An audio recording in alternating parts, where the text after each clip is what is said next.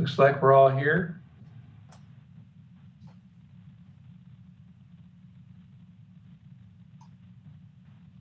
Am I muted? I can hear you, Rich. I can hear you. I can hear you. Tom Steller, I see Enrique. I see Angel Barajas. And do I see, yes, I see Councilmember Rodriguez. Let's get started then. All right, it's, let's see, it's 6:01 p.m., October 20, 2020. This is Mayor Rich Landsberg, and this is the regular City Council meeting. Council was in closed session, and there is no reportable action on item B1.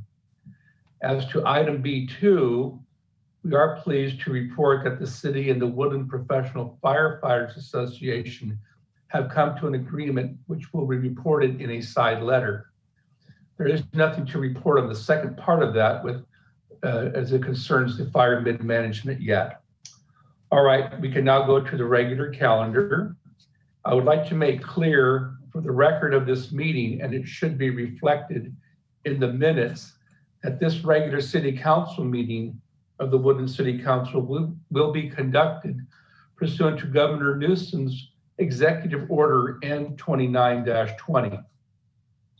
This meeting will be held via teleconference, and council members will participate via teleconference. Their locations are not listed on the agenda and are not accessible to members of the public. The public is encouraged to listen to the City Council meeting live on Woodland TV Channel 20, and also by going to the City of Woodland's website at www.cityofwoodland.org/meetings. If a member of the public wishes to make a comment during the general public comment period or on a specific agenda item, there are two ways to do that tonight. First, members of the public were invited to leave a voicemail message at 530-661-5900. All voicemail messages received by 6 p.m. today will be played during the City Council meeting and read into the record at the appropriate time. Any member of the public watching the live stream who wishes to make a comment on an item as it is being heard may submit an email to the city clerk at councilmeetings@cityofwoodland.org prior to the public comment period on that particular item. Emailed comments submitted to be read into the record shall be no more than 3 minutes long when read aloud. Please include the agenda item on the subject line. At this time, Madam Clerk, it's appropriate to call roll. Thank you. Councilmember Barajas? Here. Councilmember Fernandez? Here, and I can hear you well, and I have an agenda. Thank you. Mayor Landsberg? Present. Councilmember Rodriguez? Present. Mayor Pro Tem Stallard? I can hear you, and I'm present, and I have an agenda. Thank you. Perfect. Thank you. Well, we can skip some of that then. The record should reflect that all council members are present for this teleconference and have indicated they are able to hear the proceedings. I do have a question for Madam Clerk, and it's this. Madam Clerk, have you posted the agenda at a location reasonably accessible to members of the public? I have. Thank you. At this time, I'm requesting that other city officials introduce themselves and their positions so that the record can reflect their attendance at tonight's meeting, starting with our city manager, Ken Hyatt. Yes, good evening, Mayor, members of the council. Ken Hyatt, city manager, is present. Good evening, Mayor, members of the council. Ethan Walsh, city attorney, also present. Good evening, Mayor and council members. Ana Gonzalez, city clerk. Mayor, members of the council, other members of staff are also present and available should questions arise for them to respond to. We have Derek Caff, the police chief, Eric Zane, Fire Chief, Christine Engel, Community Services Director, Brent Meyer, Community Development Director, Kim McKinney, our Finance Officer, as well as Scott Sowen, our IT Manager. Thank you. Now, as we go through tonight's agenda, I would also request that before speaking, you should clearly identify yourself each time you speak. For example, this is Councilmember Fernandez, etc. Let the individual speak and please do not interrupt. I would also ask to the greatest extent possible that everyone mute their phones or devices so that we do not get unnecessary background noise. I would also like to advise the council members and the city clerk that any votes taken tonight during this teleconference portion of our meeting must be taken by roll call. I would ask Madam Clerk to take that roll for any and all votes. Now, as we go through the agenda, I would also request that before speaking, clearly identify yourself each time. Let's begin the agenda with the Pledge of Allegiance. And I'm going to ask Councilmember Rodriguez to lead us in that pledge. Thank you, Mr. Mayor. Ready? Begin. I pledge allegiance to the flag of the United States of America and to the republic for which it stands, one nation, under God, indivisible, with liberty and justice for all. Thank you, Councilmember Rodriguez. And while I have you on the line, Councilman Rodriguez, you may have to excuse yourself because you are serving our country. Is that right? Yes, Mr. Mayor, I may have to cut out early during the meeting. I will make sure to ping you when I do so. I appreciate it. Thank you. And as usual, thank you for your service to our country, to our community. We're going to go to item F, public comment. But before I open that up a little bit, I would like to report to council, staff, and members of the public that item J15 is being dropped from tonight's calendar. The presenters from Waste Management have fallen ill and have asked to reschedule their presentation. So if there are members of the public who are waiting to have a comment on J15, hold your thoughts for now. We'll put this back on the calendar soon. Also, Madam Clerk, if we have received comments on item J15, I'll ask that we hold on to those until the appropriate time when it's back on the calendar. Now, at this point, Madam Clerk, have you received any other comments from members of the public regarding other items on the agenda? Not other items, but I do have a public comment. Okay. Thank you. Woodland City Council. I also, alongside such recently noted national revelations, spectacles, am victimized by historical law enforcement, political abuses, and vicious oppression. Retaliating against my valid civil right claims arising from 1990's City Council election, the council and its law enforcement apparatus, after its hoax of electricity theft against me, created yet another hoax, home forfeiture, with which to steal my home and economic resources in order to protect itself from responsibility for its compound civil rights violations.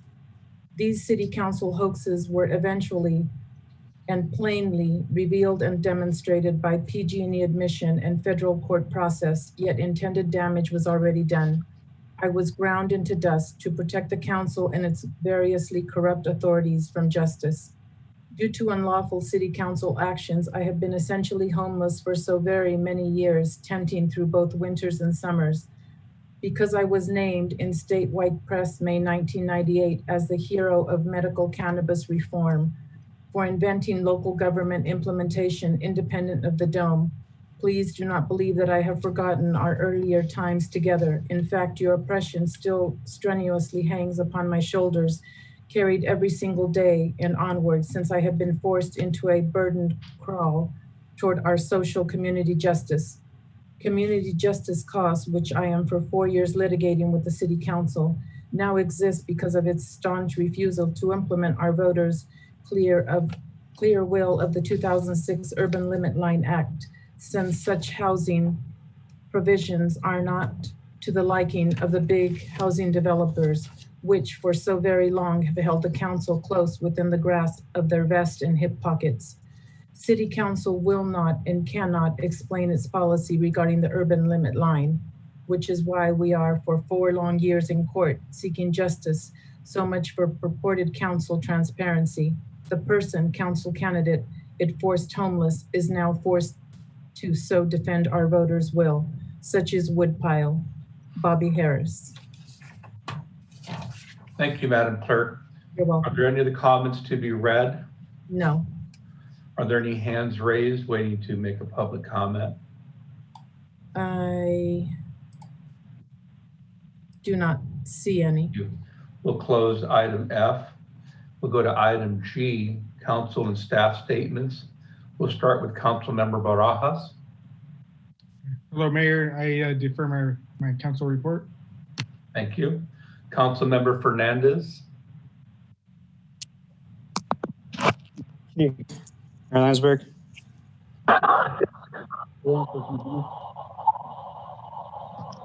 Council Member Fernandez. Mayor Landsberg. Okay, seems like he's having technical difficulties. Let's move to Council Member Rodriguez. Thank you, Mr. Mayor. This past Friday, I had the pleasure to join 7th and 8th grade classes from Lee Junior High from Miss Angela Davies and Miss Jenna Myers, both teachers at Lee Middle School. And I want to thank them for their invitation. We had a nice time sharing stories with the students. I also want to thank the YOLO Community Foundation for their ongoing efforts and work to ensure that some of our nonprofits and essential services are funded throughout this COVID pandemic. And I'm highlighting them. I don't want their work to go unnoticed. I know there's a lot of moving pieces out there and different parties involved, especially on the county side as well. So just wanted to thank them this moment. I also want to share my appreciation to residents who've reached out recently via email if you received a reply. And if not, I just want to make sure that I thank you. Ms. Lynn Buck, Mr. Robert and Graciela Uribes, Mr. Jim Newman, Ms. Catalina Munoz, Mr. Michael Smuda, and Ms. Pam Papone and Mr. Chris Walden. Thank you so much for staying engaged in the policy process. We appreciate it, and I'll be connecting with you soon. Finally, I want to thank staff for all your hard work. And I noticed that we have Native American Heritage Month proclamation there coming up next month. So I truly appreciate that in highlighting our diverse communities out there here in the city and of course throughout our state. And finally, Mr. Mayor, I want to thank the Department of Water Resources for joining us today to present on our Cache Creek flood capacity. And that will be it for me. Thank you, Councilman Rodriguez. I'm going to go back to Councilmember Fernandez. Mayor Landsberg, can you hear me? Yes. Yeah, my apologies for that. I was struggling to get my phone to work properly. Nothing substantial for me. The only comment I have is a question for the council. Just looking at the long range calendar, I see that the discussion to fill the District 3 vacancy has been pushed out to November 17th. I know it's contingent on Councilmember Barajas submitting his resignation, but I just wanted to get some clarity as to whether or not we decided to just push this on to the next council or not, because I doubt we'll get to it on that November 17th meeting, given the fact that there's a litany of issues that we'll likely need to address that meeting. So if the council's decided to push it to the next council, that's fine. I just want clarity there. Thank you, Councilmember Fernandez.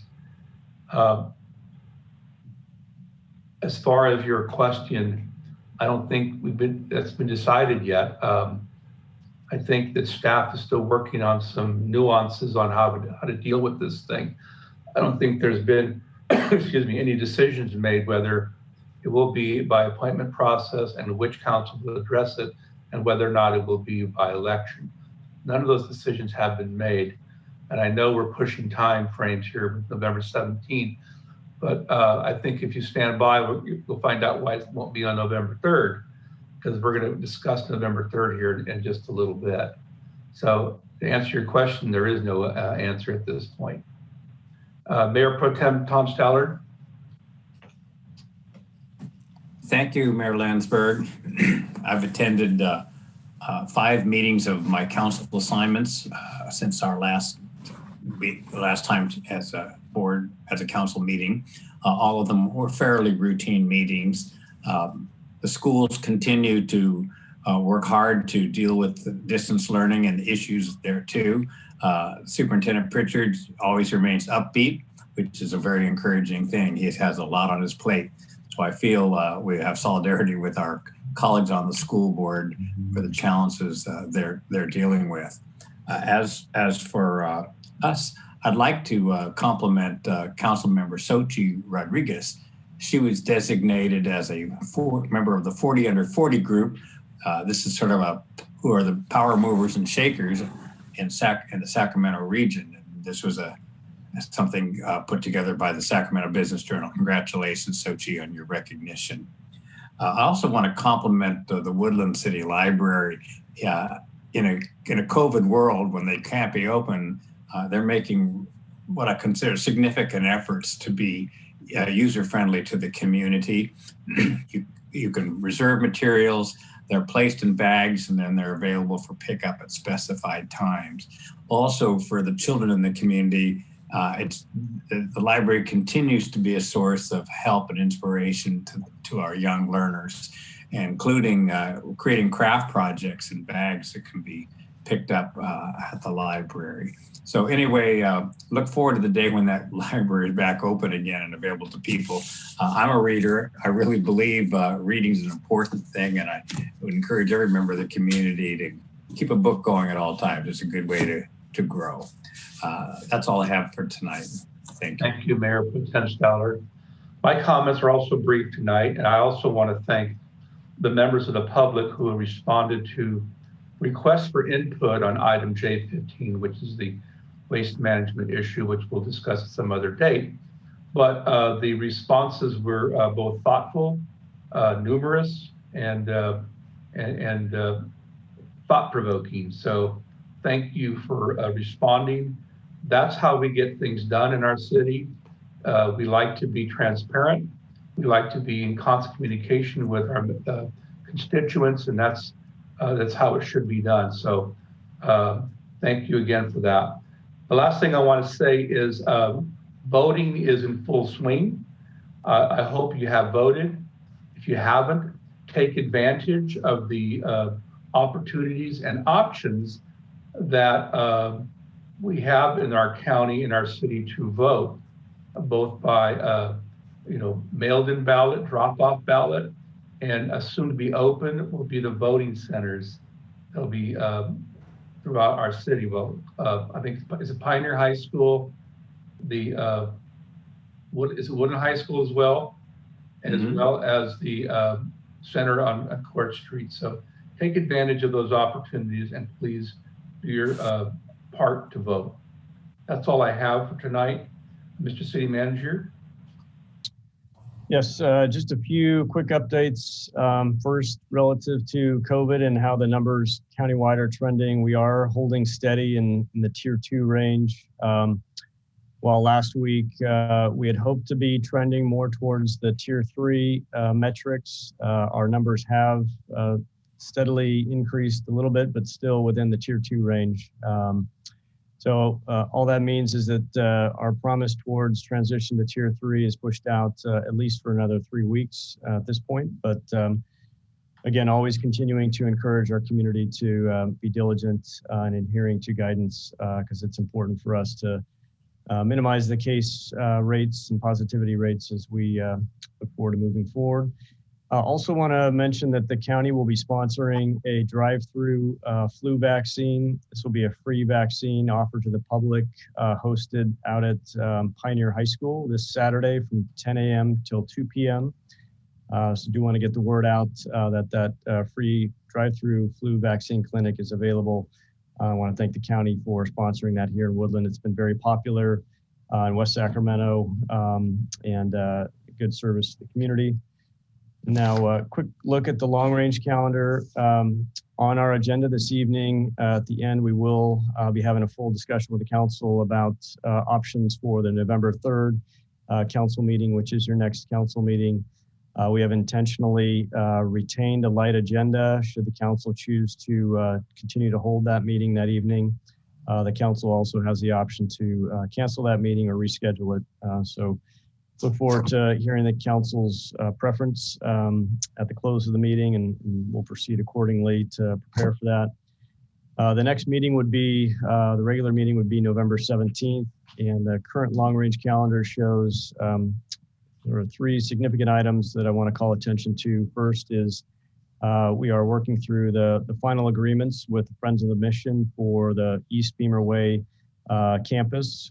So those agreements would articulate the terms and the obligations for the city to transfer the ownership of the property that is currently under development with the shelter, and ultimately with the 61 permanent supportive housing units, as well as the Walters House relocation.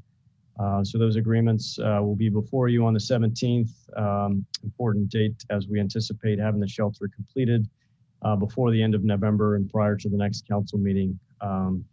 We will also be providing the council and the public with an update on the city's fiscal condition. So we have a budget update, which is a normal occurrence this time of year. We'll report on how we ended up last fiscal year and how we're trending currently in this current fiscal year. We also have the long-awaited release of the Woodland Research and Technology Park Specific Plan document. So we will introduce that document at a council meeting to the public, which will launch the public review process for that project.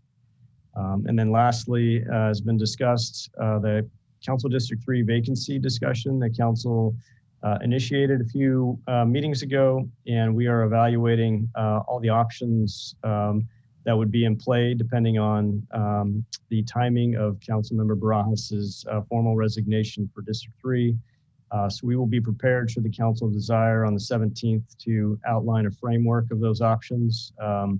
So that will be up to the council to decide the determination on that. But again, do want to call out that those discussions are really in the hypothetical until we have a definitive and formal resignation from Councilmember Barajas. And then the next meeting would be the December 1st meeting. And as we discussed last time, the certification of the election results could possibly be completed prior to that meeting, allowing us to do the council reorganization that night. So I would suggest we continue to hold that in anticipation that the certification would be completed. However, as we get closer to that date, we can always keep that date as a regular council meeting, hold regular items that evening, and then schedule a special meeting for the council reorg. So that concludes my my remarks. I'll give it back to you, Mr. Mayor. Thank you, Mr. Hyatt, for that. It takes us to item H, presentations. We'll start with the presentation, item H4, Cache Creek Flood Capacity Presentation, Department of Water Resources regarding flood capacity. Mr. Hyatt, do you have some guests that are going to be helping us with that? We do have some guests this evening. I will hand it over to Tim Bush, our Principal Utilities Engineer, to introduce the item and our guests that will be doing the presentation. Thank you. Mr. Bush? Hi, good evening. I'm Tim Bush, Principal Utilities Engineer. We have a presentation tonight from Mitra Imami from the Department of Water Resources on the existing Cache Creek Levee system. As you may recall, back on February 27, 2019, we had a storm that day, and the Cache Creek levees did actually overtop in a couple of locations. Subsequent to that event happening, DWR initiated a study to understand how and why that happened and what kind of remedies could be made. The city and the county have been participants in this effort since that time. So the presentation tonight is really kind of to go over what DWR has found and steps moving forward. This is related to the Lower Cache Creek feasibility study. As you know, that's the Army Corps of Engineers led effort. with the city and Department of Water Resources or the non-federal sponsors. That's a multi-year effort to bring flood protection for Woodland. So until that time and ongoing after that, we are dependent on the existing Cache Creek levees functioning. So with that, I will turn it over to Mitra, who will lead the presentation. Good evening. My name is Mitra Imami. I'm the Chief of the Flood Maintenance Office for the Department of Water Resources. Can you all see my presentation? I tried sharing the screen. Yes, thank you. Okay, great. Thank you. Thank you for the opportunity today to brief you about the DWR's effort to manage the Cache Creek system. Before I get into the more technical part of the presentation, I wanted to take a few minutes talking about DWR's effort to support Yolo County over the years and into the future.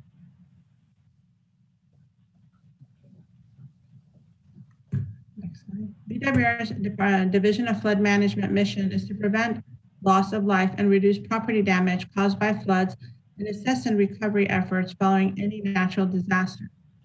DWR is the lead state agency for flood response. We also work closely with Cal OES, Army Corps of Engineers, and the National Weather Services during flood emergencies. That said, the Division of Flood Management does more than just respond to floods. We manage a comprehensive portfolio of flood management programs. DWR is responsible for the programs that cover planning, prevention, preparedness, and response and recovery.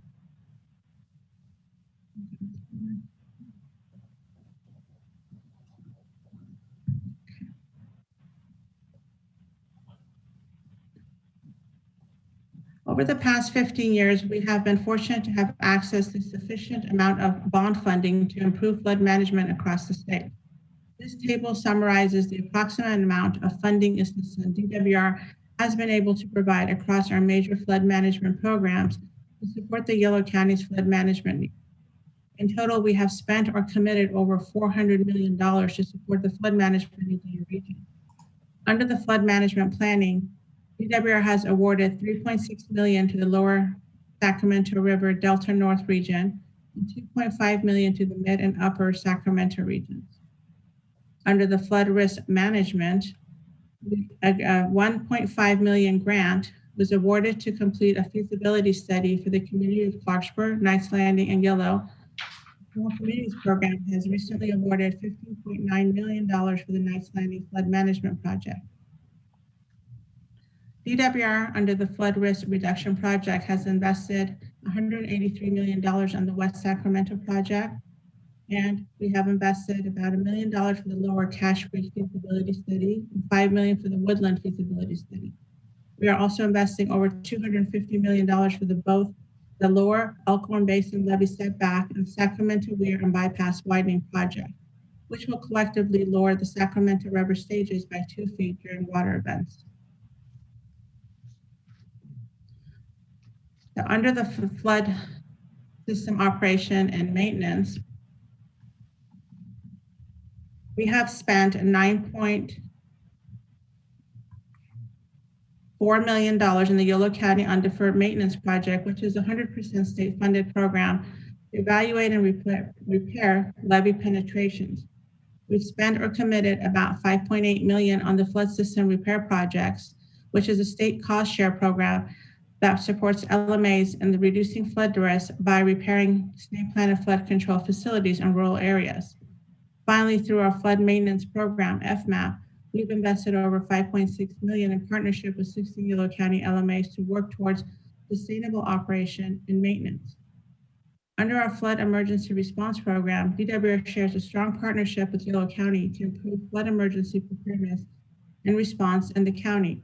Since 2012, nearly $4 million have been awarded to the Yolo County region through this grant program.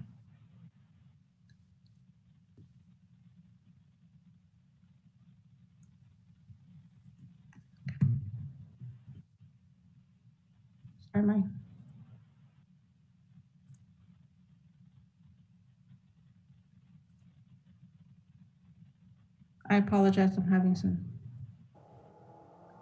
difficulties moving the slides. So as you all are aware, we had an overtopping event on February 27, 2019 at 2 locations in Lower Cache Creek. This incident happened around 26,500 CFS, which is below the design flow of 30,000 CFS. During that time, DWR provided critical emergency response during and after the event and have been doing post-high water event actions, which I will cover later in the presentation. DWR Sacramento Flood Maintenance Yard led fighting efforts at the overtopping location. We utilized the department's emergency contract to purchase rock and complete emergency erosion repairs. We also provided assistance to the Yolo County's flood fighting effort at Huff's Corner and coordinated with the Yolo County OES. The Cache Creek evaluation was initiated after the two overtopping incidents. As part of the evaluation, we collected the latest data, evaluated subsidence at the existing benchmark location, compared levee and channel profiles, and updated our hydraulic model with the latest data. Later in the presentation, I will share these findings of these evaluations.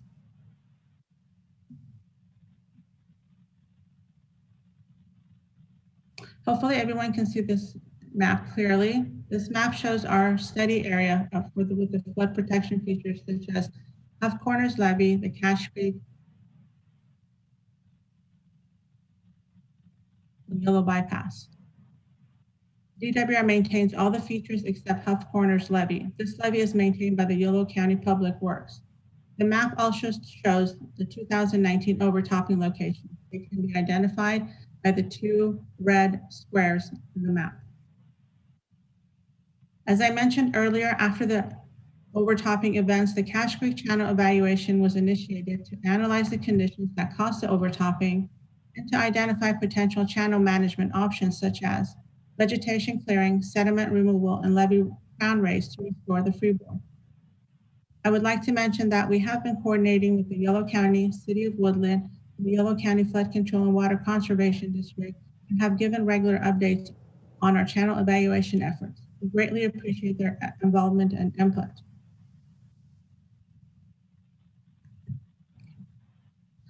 So as a maintainer of the channel and levee, DWR has an obligation to maintain the Cache Creek channel and its levee system to meet the design requirements in accordance with the Army Corps Operation and Maintenance Manual.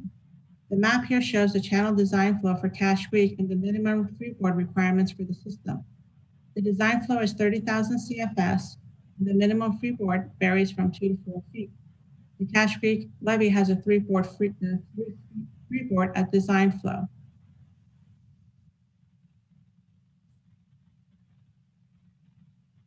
As part of our evaluation, we compared the recent elevations at benchmark locations to estimate the short-term elevation changes.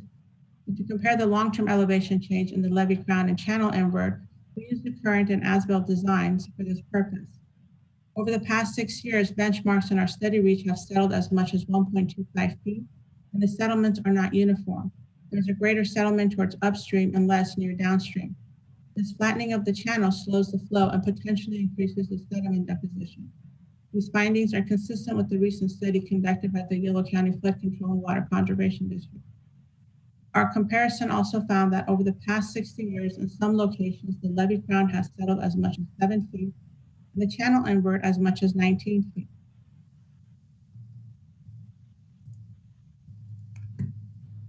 This slide shows the existing 9 benchmarks that are spread throughout our study reach.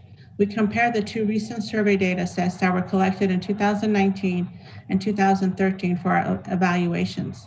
The table in this slide summarizes subsidence that have occurred. The benchmarks are tabulated upstream to downstream order. Our evaluation found that subsidence in our study reach varies from 1.25 feet near I-5 and 0.6 feet in the basin.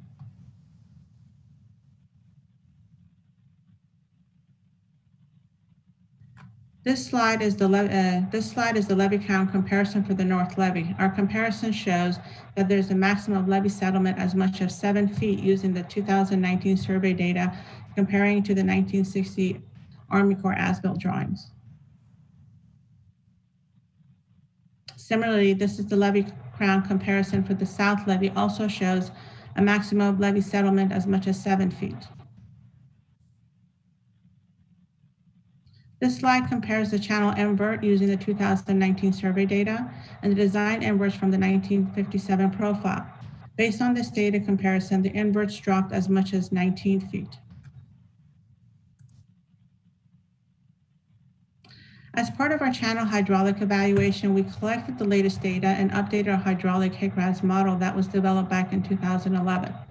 We ran the model for the design flow of 30,000 CFS and identified most part of Cache Creek Channel between I-5 and Road 102 have freeboard deficiencies, with some places overtopping the levee. We then simulated multiple conceptual actions, which included vegetation clearing, sediment removal, and levee crown raises to restore the freeboard. The first conceptual action we considered was removing invasive vegetation from the low flow channel. With this option, we still noticed freeboard deficiencies in some locations. Our second conceptual action was to remove sediment at selective locations, in addition to invasive vegetation removal. These actions contained the flow within the levee, but still showed freeboard deficiencies for up to 2 feet at some locations. The third conceptual action we simulated was to raise the levee crown at specific locations with a combination of vegetation and sediment removal. We noted that these actions taken together seem to address the freeboard deficiency. As I mentioned before, we have been coordinating with the Yolo County, City of Woodland, and Yolo County Flood Control District and the consultant MBK, whom I've agreed to peer review our hydraulic model, which we greatly appreciate.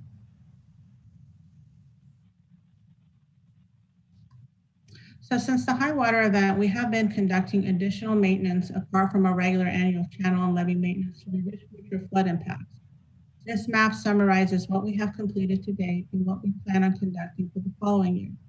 For this year, we have removed non-native vegetation in the overbank area of the channel between I-5 and Highway 113. We have also removed 4 spur levees between I-5 and 113. And for next year, we plan to remove the non-native vegetation in the overbank area of the channel between Highway 113 and Road 102, and to remove the 3 remaining spur levees upstream portion of our channel near I-5, and to remove the debris from the low flow channel in the basin and to improve the channel conveyance. Future actions. We will continue to explore the feasibility of removing additional vegetation and sediments under the existing environmental permits and agreements we have beyond the work conducted in 2019 and 2020.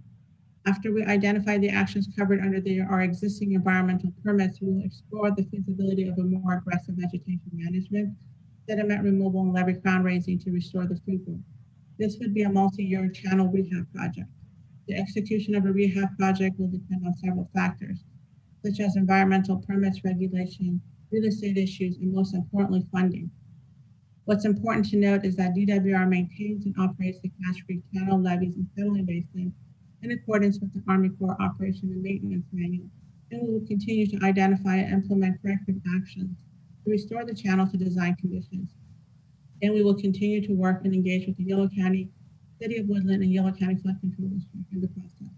I want to thank you again for your time and the opportunity to present the DWR efforts in the Cache Creek following the 2019 high water event. Thank you. Thank you, Ms. Imami. Does any member of the council have a question for Rich?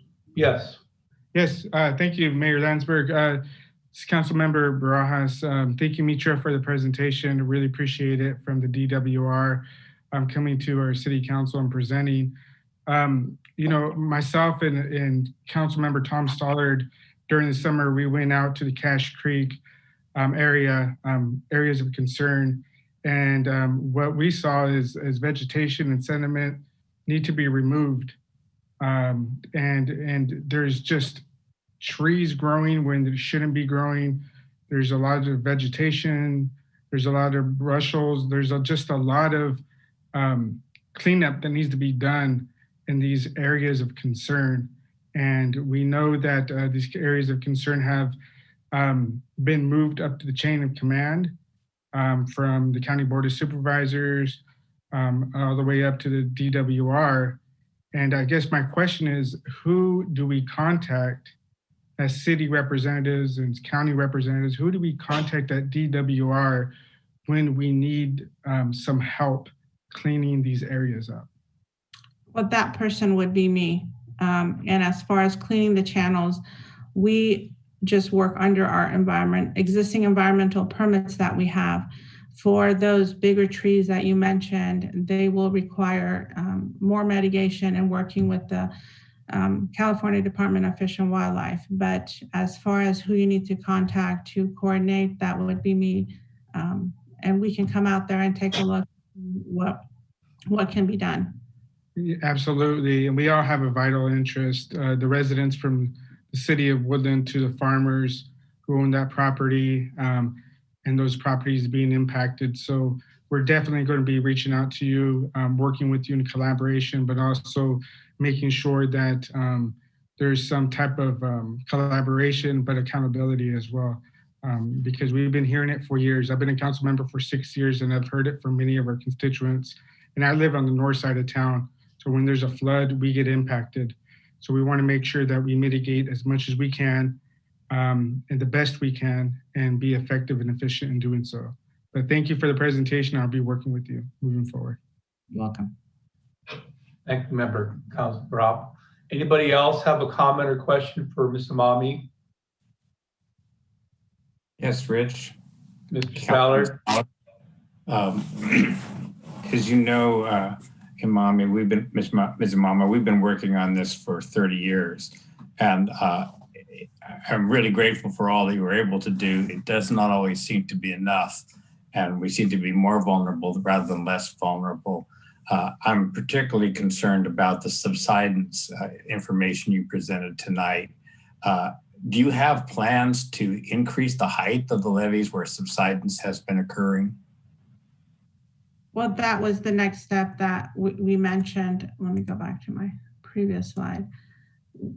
We've considered, like I mentioned, 3 options that we looked into. One was just removing vegetation. That didn't seem to alleviate the freeboard issue. Then it was vegetation removal with sediment. So at some locations that we've noticed there are some subsidence or settlement, we are considering levee crown raise. But like I said, we have just evaluated that. That's just conceptual. So the next step is to turn this into a project and the steps that it takes to go that route. So we are looking into that. And it's hard not to believe that the choked vegetation in the lower reaches of the creek are not responsible for a substantial part of that cubic feet per second reduction from 30,000 to 26.5. I mean, water acts it's like a dam in that creek. So all you have to do is go out and look at it, as I'm sure you have, and you come away as Angel Brajas and I did, thinking, well, why don't we just go in there and try to clean out all that vegetation, then the water could move through more quickly. Fair question, don't you think? No, it is. Like I mentioned, under the environmental permits that we can currently have, we can only remove non-native vegetation, and we can only go and do that work when the channel is dry. So our maintenance yard staff can only go up to where the water is, not below that. So, and even to remove native vegetation, we will have to explore more environmental permitting option and mitigation. Good to hear. Also in your slides, you use the term invert. I'm not familiar with that term. Could you perhaps help us understand what you mean by that?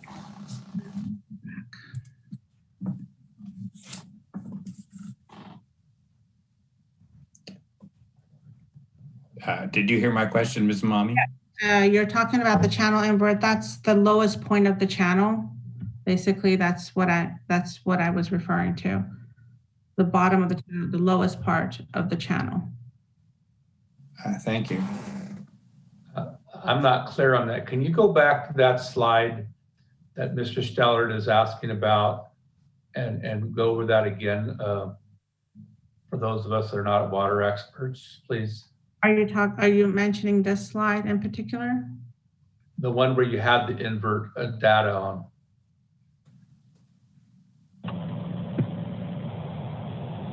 I'm sorry, you'll need to share your screen again. Oh, okay, that's why you're not seeing it. Okay, I'm sorry. Yeah. Were you referring to invert in the context of subsidence? No, that's the lowest part of the channel, the bottom part of the channel. Let me share my screen again. I apologize.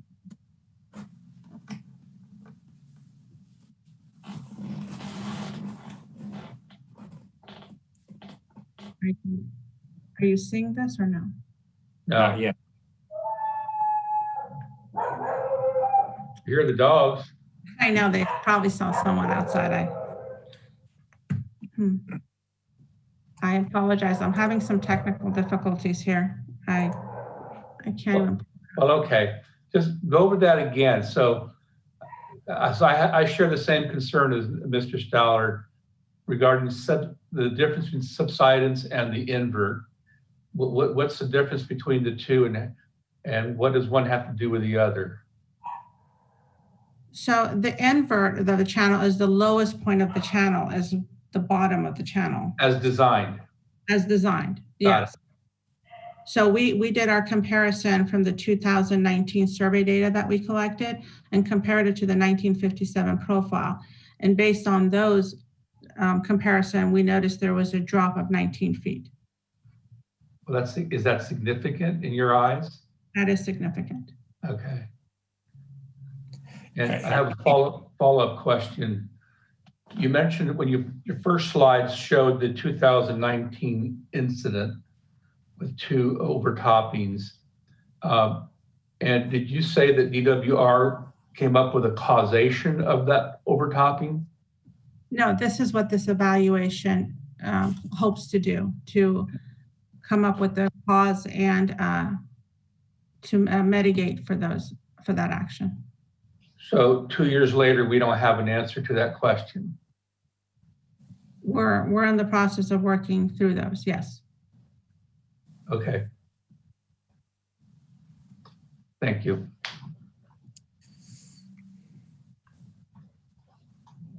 Anybody else have a question for Ms. Imami? Sounds like we don't. Well, thank you, Ms. Imami, Mr. Bush, for the presentation. Thank you. Thank you. All right, I think we're done with presentations.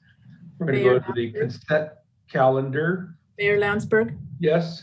I do have a public comment. I forgot to ask about that. Thank you. Public comment on item H. Yes. This is Bill Payne. I farm 3.5 miles of land adjacent to the north side of Cache Creek between Highway 113 and Road 102. I have witnessed every high water event since 1960. The storm of February 27, 2019 is the worst that I have witnessed. In my opinion, the reason the flows have reduced 36% since 1958 is the lack of maintenance, lack of cleaning the overgrown vegetation in the channel and not removing the hundreds of trees on the toe of the levee. After the storm in 2019, the DWR had to repair a portion of my levee due to an illegal tree in the toe of the levee, according to the Army Corps of Engineers. How come the DWR can maintain the Teasdale Weir in Sutter County, but totally neglect Cache Creek?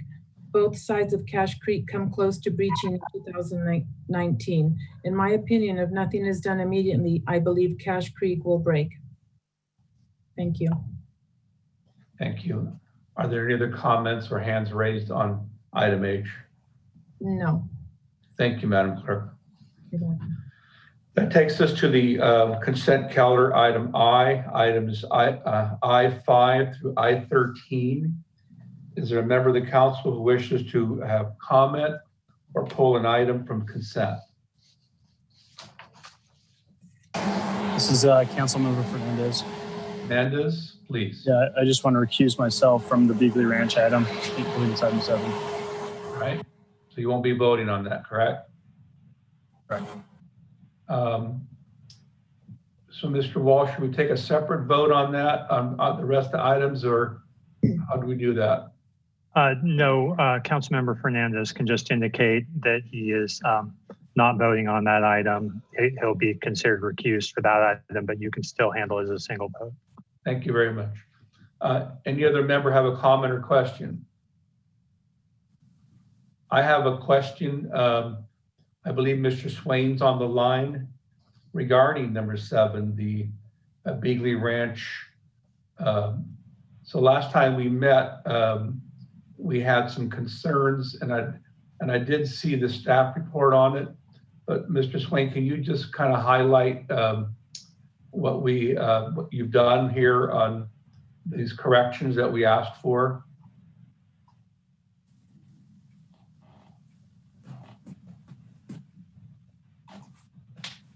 Do we still have Mr. Swain on the line?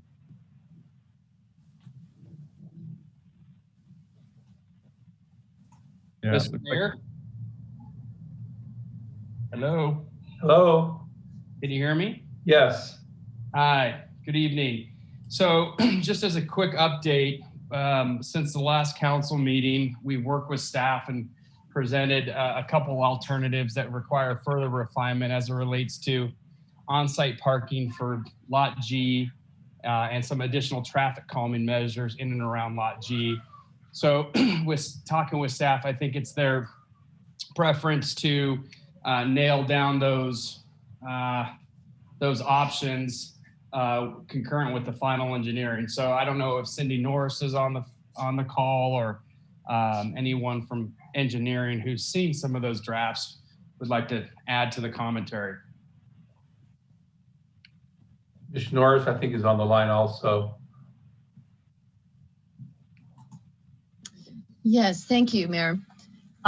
Yes, staff has seen drafts. However, we need to review these items both with the traffic engineer and other staff to finalize any design and, for example, particularly any traffic calming. But we're very appreciative of Tim Lewis and Aaron Ross Swain in terms of working with staff. And the conditions have been written in such a way that it allows, exploration of appropriate resolution to achieve the desired intent.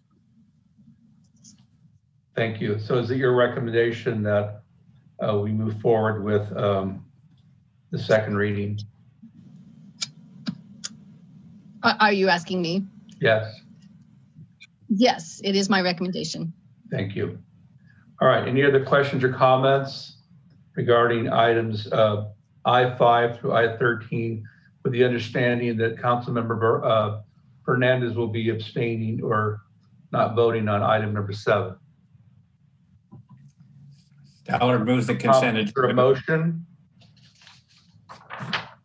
Did I hear a motion? Stallard moves. Stallard moves. Is there a second? I'll second. Second by Barajas. Madam Clerk, please. Thank you. Councilmember Barajas? Aye. Councilmember Fernandez? Aye.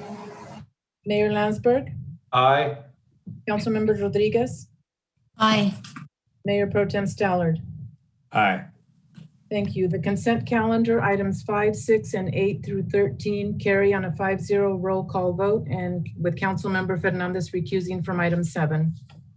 Thank you, Madam Clerk. That takes us to item J, City Manager Reports, starting with item J14, the very critical and important traffic calming update. Mr. Hyatt. Yeah, Mr. Mayor, I will actually be recusing myself from this item due to property that I own within 500 feet of one of the subject streets associated with this item. So I will hand it over to Brent Meyer and Katie Warzel, who will walk you through the presentation. Thank you, Mr. Hyatt. Mr. Meyer?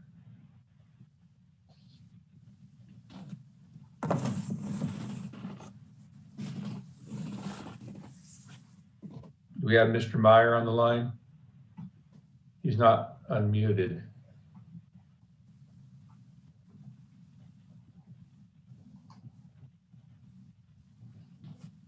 Sorry there. I was double muted, both phone and Zoom.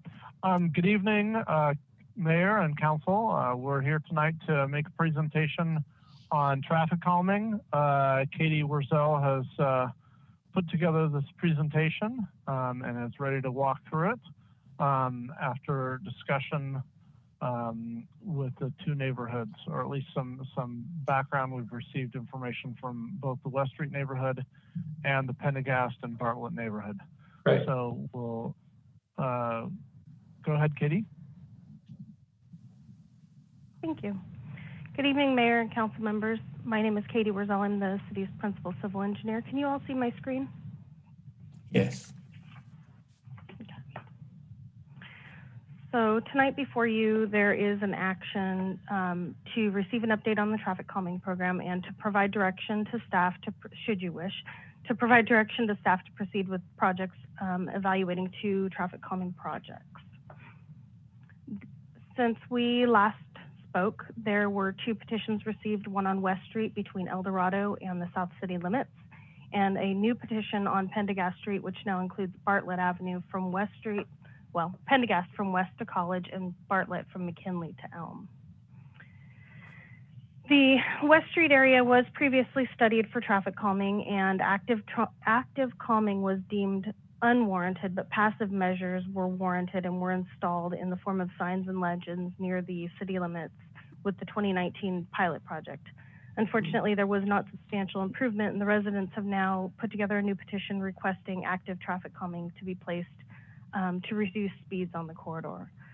The city staff has engaged a consultant to discuss options and alternatives for a corridor such as this, where you're entering into town into a residential neighborhood, methods to slow traffic. There was initially a request to do something at Miramonte, and in consultation with the traffic consultant that we hired, the recommendation was actually to place something closer to Del Mar or at the intersection of Del Mar specifically, because the consultant feels that the inbound speeds will be more greatly affected and reduced by having something closer to the city limits, and that the outbound speed going south won't be quite as excessive if people realize they just have to slow down again once they get near the city limit.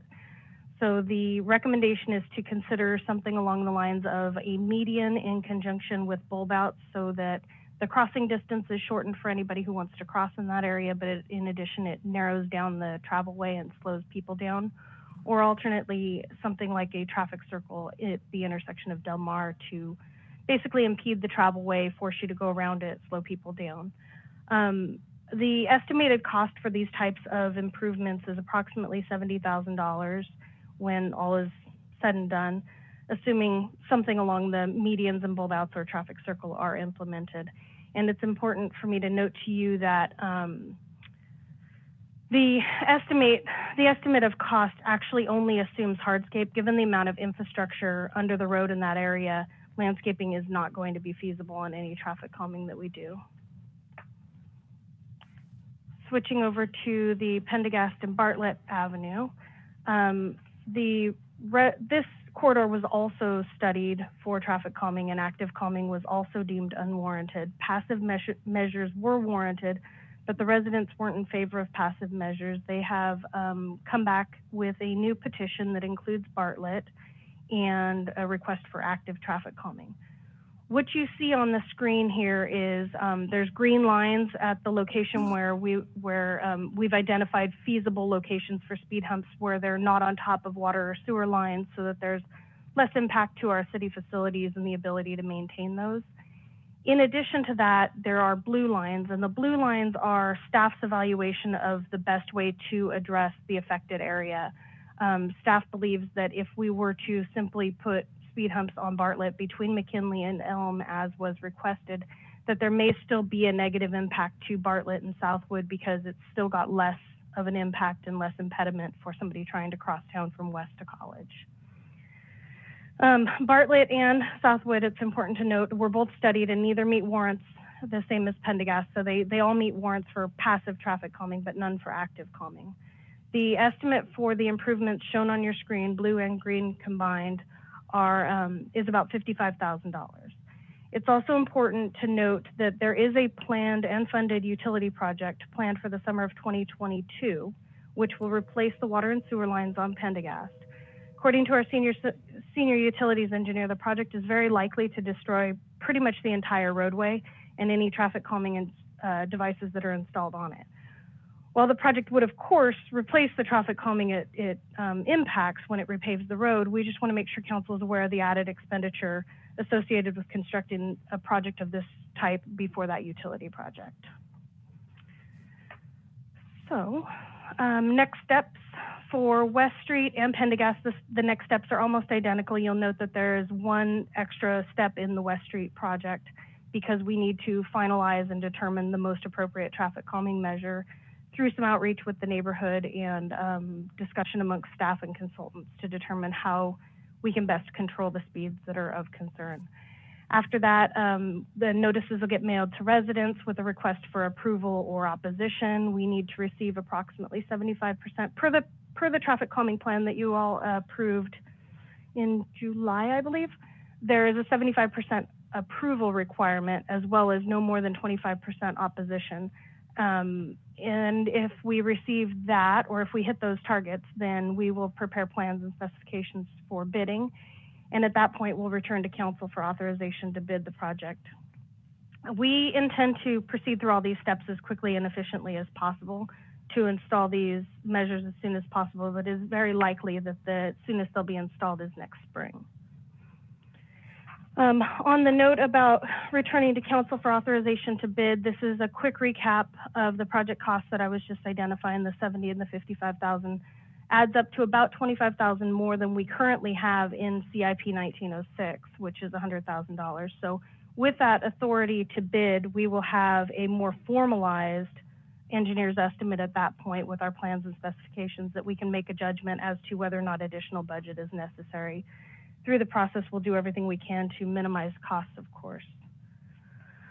At this point, I would like to turn it over to our police department to provide an update on their enforcement aspects. Thank you, Katie. Good evening, Mr. Mayor and members of the City Council. Derek Caff, Police Chief. Hey, just a quick update. So our staff has continued to diligently work on the traffic-related issues within the community. So far in 2020, we've been able to increase the number of stops that the officers have made by 15%.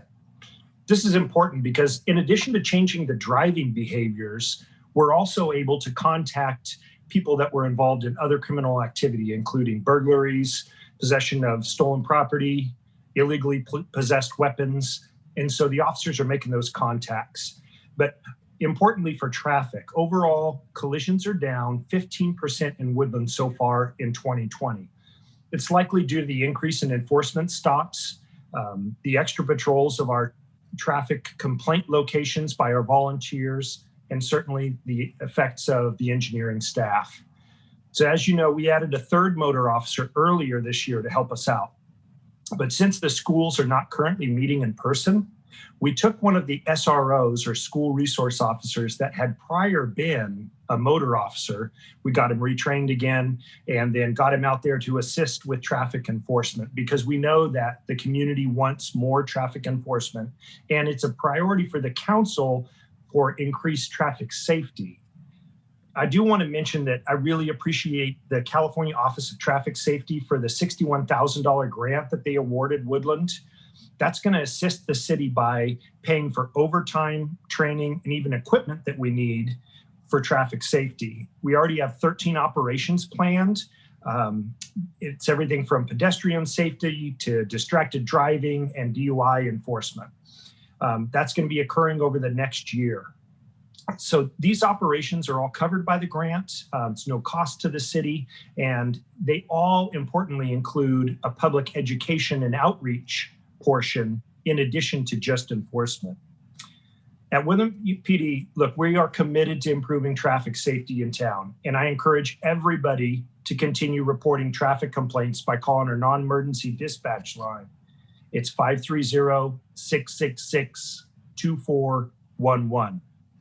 And with that, I'll turn it back over to our principal civil engineer, Katie Wurzel, but I'll remain available for questions after the presentation. Thank you. So as a reminder, we're here tonight with an update on the traffic calming program, and should you wish to do so, looking for direction to staff to continue to proceed with the two projects. Assuming we do receive the direction to proceed, we'll continue processing the projects through the neighborhood outreach and design processes all the way through to construction plans and come back to council hopefully right around the new year if things go well, and finalize our budget, obtain permission to advertise for bid, and get moving with the projects. And with that, happy to answer any questions you might have.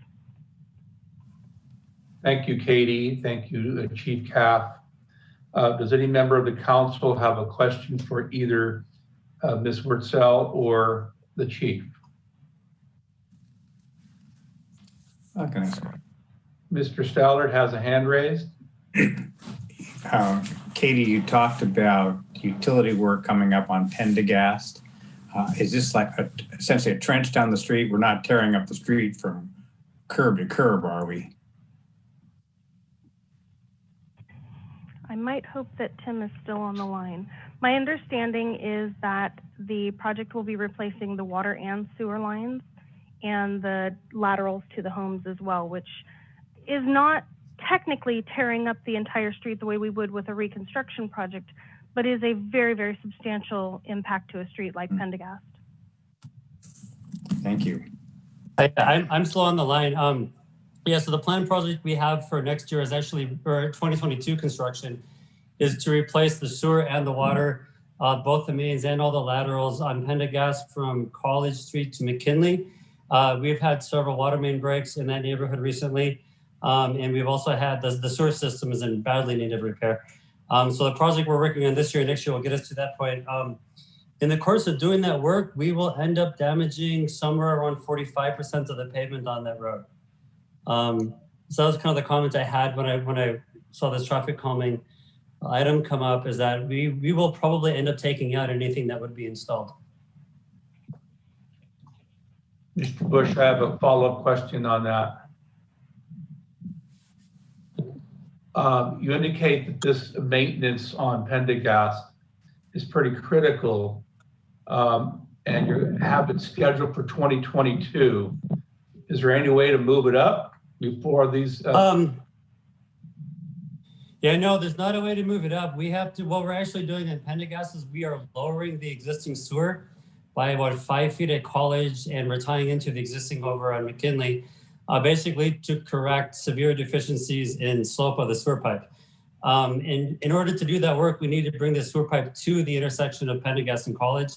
The first segment of work is underway this year on East Street, bringing it from Gibson to Gum. And then next year's project will bring it on Gum Street and Marshall over to College. And then the 2022 project is on College and Pendergast. So it's an orderly fashion. So in other words, we're going to lose what we put in there. Yeah, yes. I should clarify. So what we're talking about, I think, is 3 of the speed humps. So this project would build 8 speed humps. So that would be 3 of them that would have to be reconstructed. Yeah, our project is only from College west to McKinley. Got it. A question for Katie Wurtzel.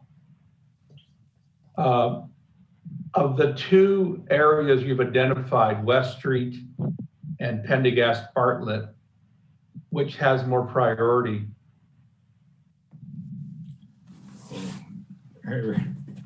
Well, I guess that depends on who you ask. From a speed perspective, they both came in very similar in that the 85th percentile, the speed at which 85% of people are driving at or below, was in both cases about 7 miles an hour over the speed limit.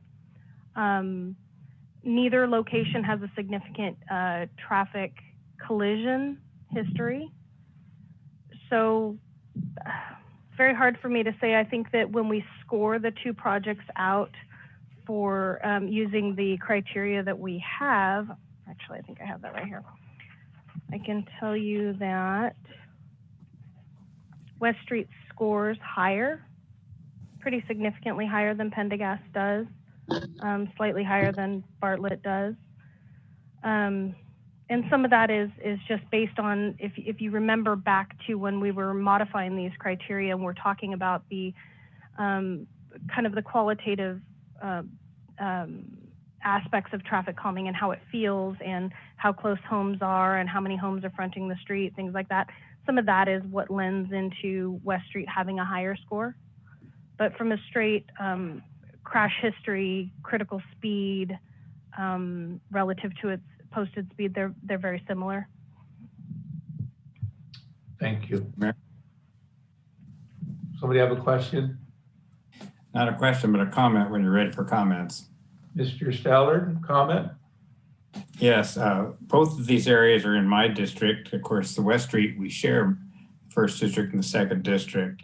I think they're both critical, and the neighbors are fed up and have been waiting for years for some kind of help from the city. West Street's getting some attention, and I think I've seen some impact of that attention, but I think it needs the additional attention. The Pendergast and Bartlett situation, you can't do one without the other. I mean, it's frankly a deal at this point between the neighbors and the two streets. The both of them have to go forward.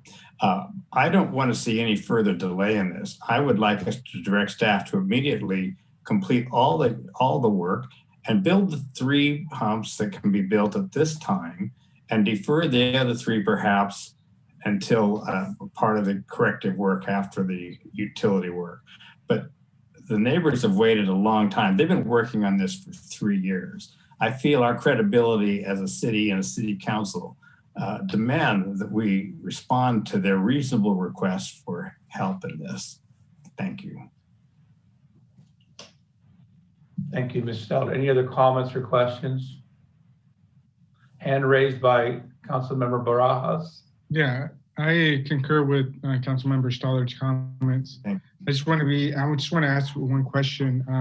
So there could be 3 speed bumps or mitigation areas in which would not be impacted by future reconstruction of a street, correct? And then the other 3 are going to be impacted areas? That is correct. If you can still see my screen here, yeah. I have the street here on the top is Pendergast. The 3 that I'm circling with my cursor are the 3 that would be impacted by the utility project. Mm-hmm. Yeah, I say we should move forward with the 3 that are not impacted, and then just wait until the reconstruction of that street is finished, and then make sure that we plug in the rest of the traffic mitigation. Speed Thank you, Councilman Barajas. Any other comments or questions? Sorry, can I clarify here? There's actually 5.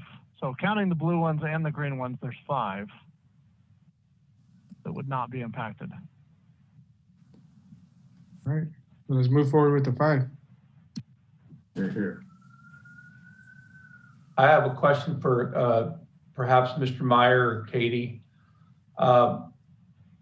Assuming we go ahead with the ones on Pendergast, can you separate the cost of just replacing those that would be torn up by the sewer and water lines?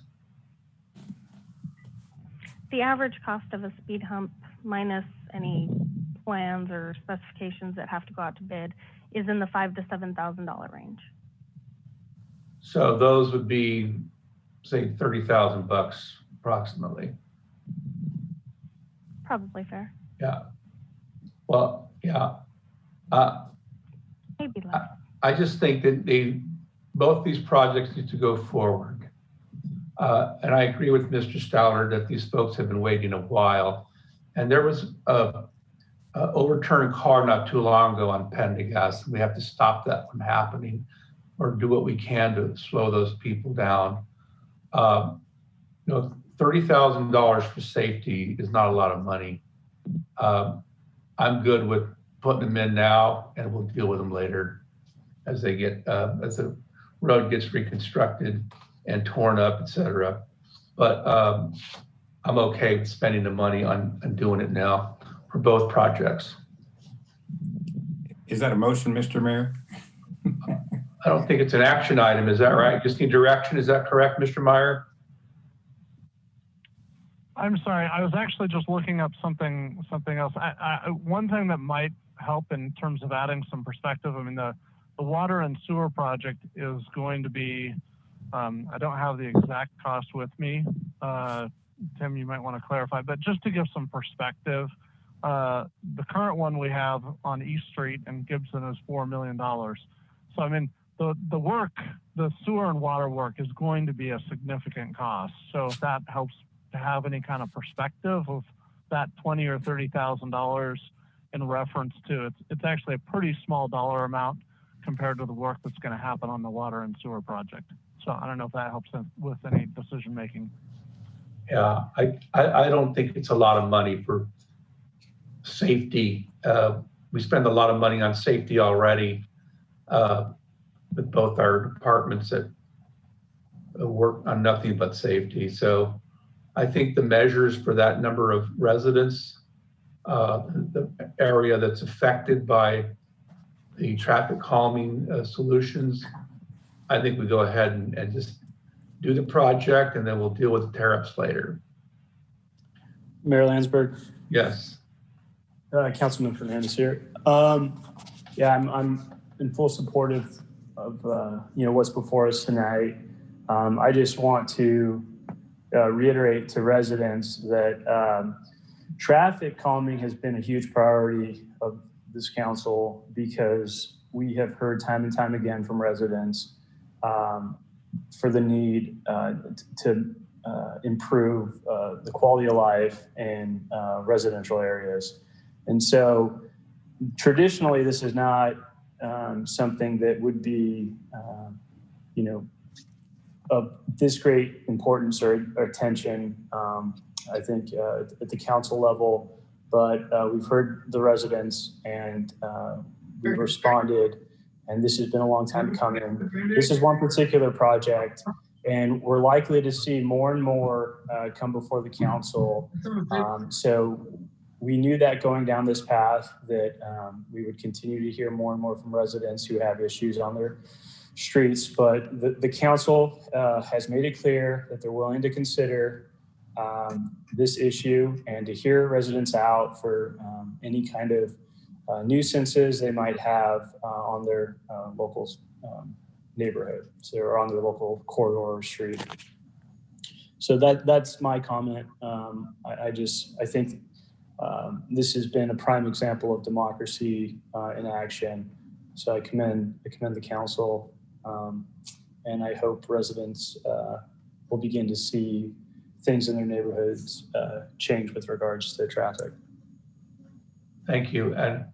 And I think, just for the record, Madam Clerk, I believe that Councilmember Rodriguez has excused herself at this point for her duty in the military. So what I hear from council members is direction to staff to go forward with both projects as soon as possible. Get the things going, get them moving, get the surveys out or the questionnaires, and let's get these projects off the ground. Is that what I hear? Mr. Mayor, if I may? Yes. Mr. Mayor, if I may, this is Katie Wurzel again. Yes. I have heard, I'm here, I heard half of you say to do all of the measures and half of you say to do the 5 that are not affected by the utility project.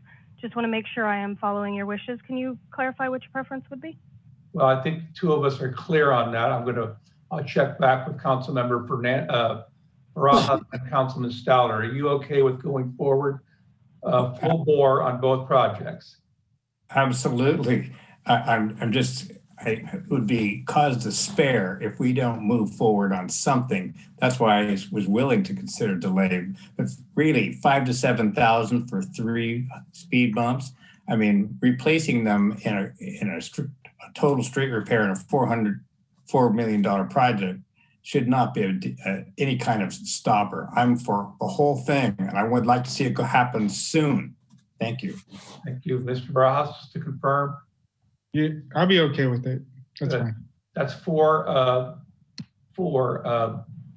Katie, and I believe the Councilman Rodriguez was also in favor of moving forward. Thank you, sir.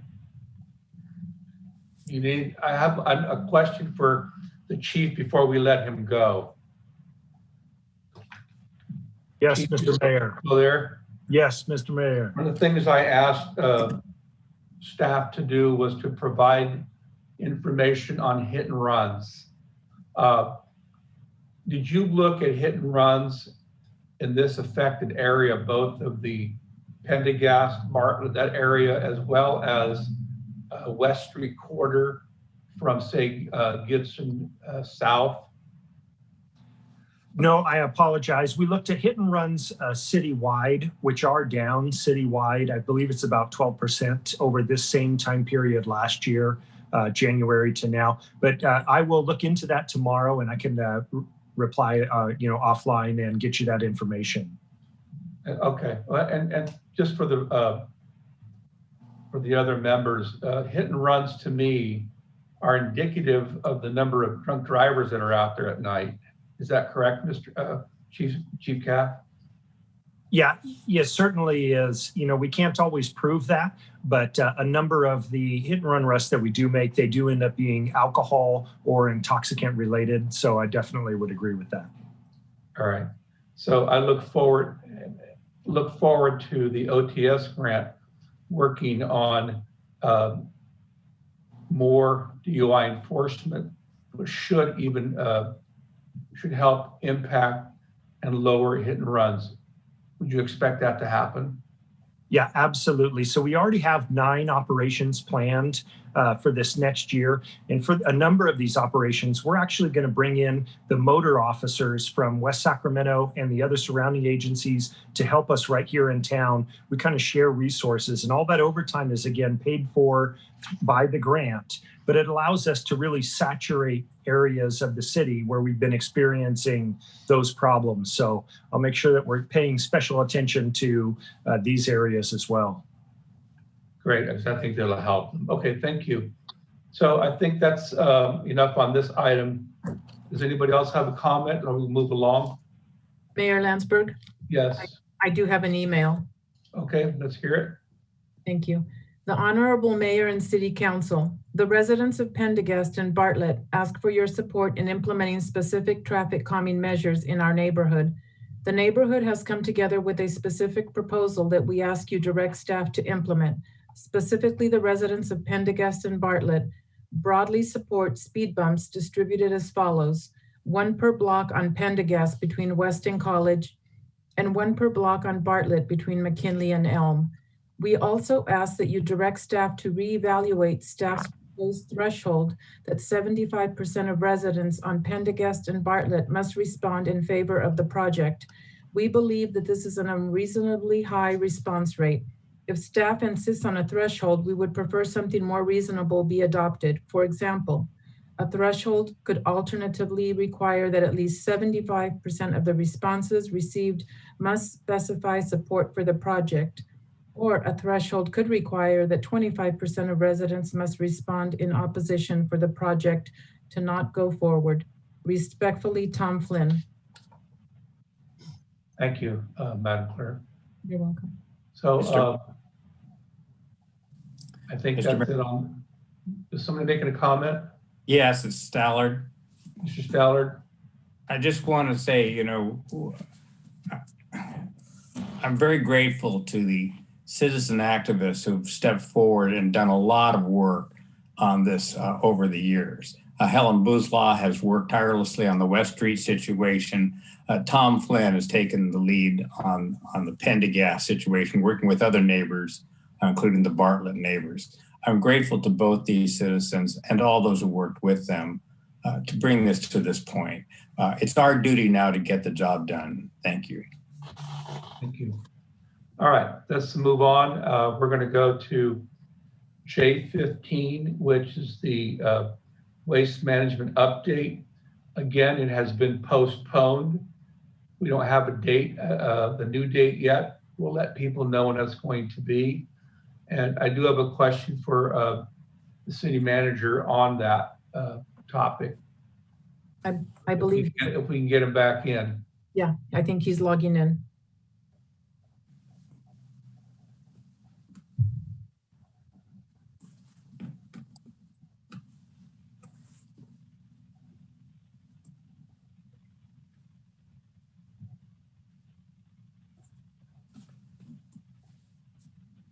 Mr. City Manager, you back with us? I think he's muted. Let me go check.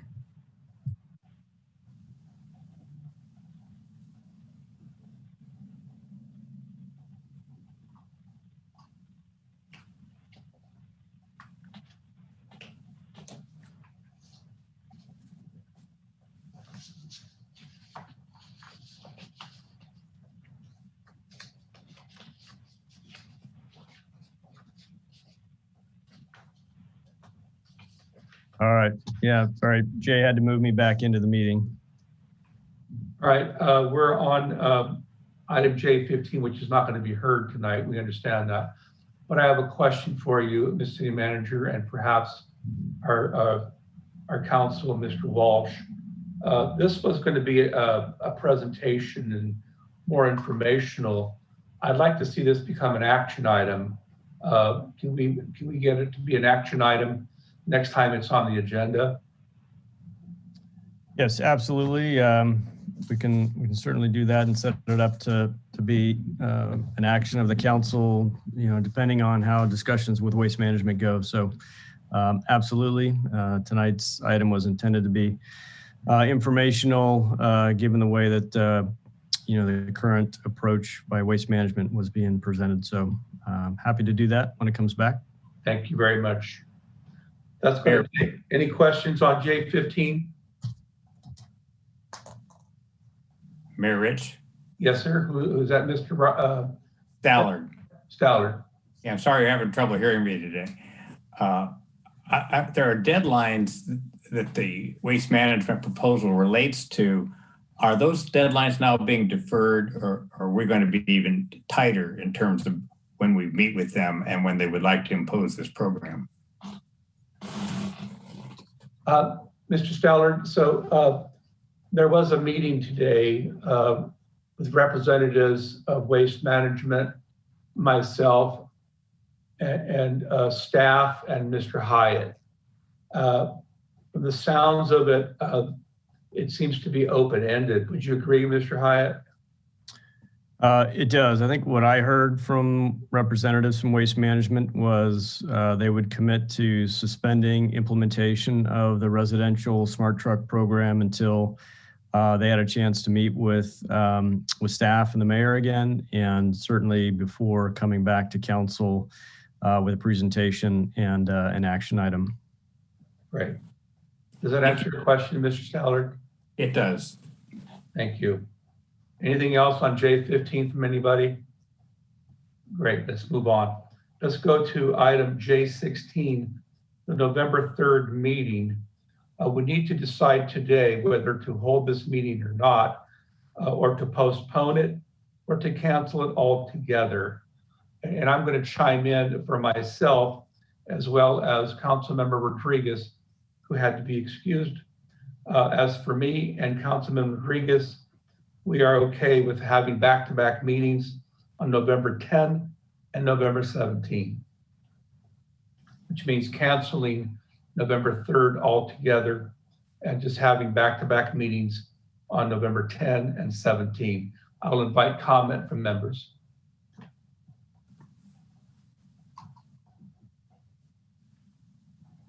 Yeah, Mayor Landsberg?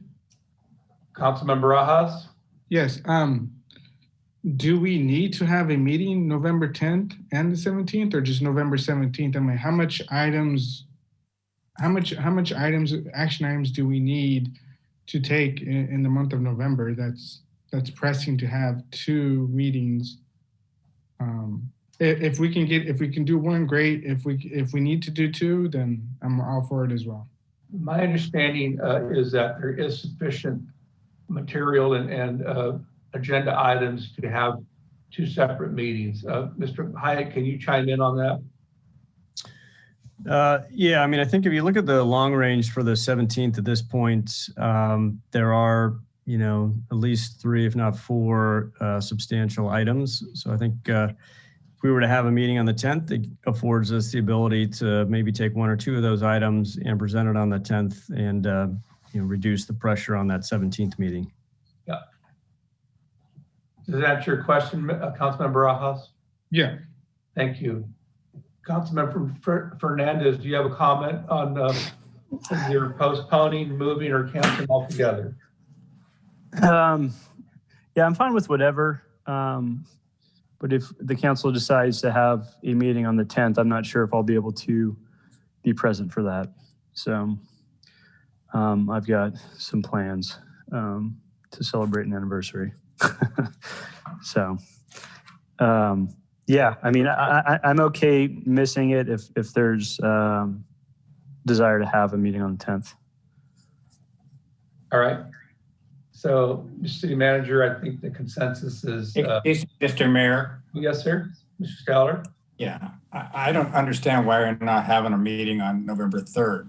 The fact of the matter is the polls don't close till 8 o'clock. There's no results till later on. It's just like any other day. Why don't we go ahead and have it? Does anybody have a reason they don't want to meet that night? Yes, and I believe a lot of it has to do with the November 3rd election. Their mind would not be on our work. Their mind would be elsewhere.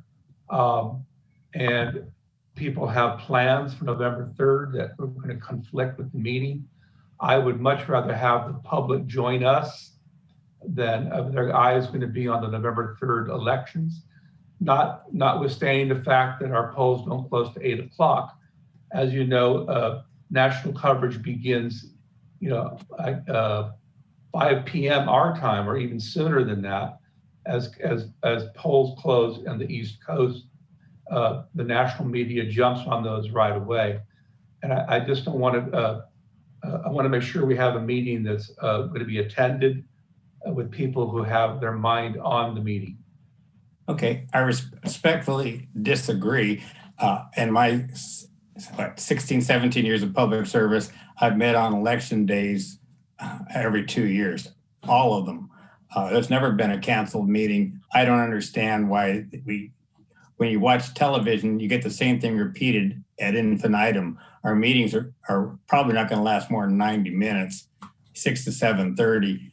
So I just think it would be more efficient for us to get it done. But, it isn't so critical to me. I just think it's going to complicate us in terms of trying to go to the 10th, and now we can't have a member come on the 10th, and we have 2 meetings 2 weeks in a row. So I'm just letting you know, I respectfully disagree. Okay? Mr. Steller. So it sounds like 4 to postpone the meeting to the 10th and 1 to keep it on the 3rd. So, Mr. City Manager, I think that's the direction you're going to take. Okay, we will plan accordingly. Thank you. That takes us to item K, adjournment. Before we adjourn, just recently the city of Woodland lost one of its residents, Mr. Oscar Pacheco. Oscar was a lifelong resident of Woodland, a Woodland High School graduate, a Woodland High School class president, an avid sports jock, both in football and baseball. He starred in both football and baseball. Mr. Pacheco raised his family here in Woodland while he worked for Pacific Gas and Electric. Mr. Pacheco passed away at a very young age of 66, taken from his family and his friends by insidious cancer. I'd like to adjourn tonight in memory of Oscar Pacheco. May you rest in power, Oscar Pacheco. Thank you. Have a good evening. Bye-bye. Bye-bye. Good night.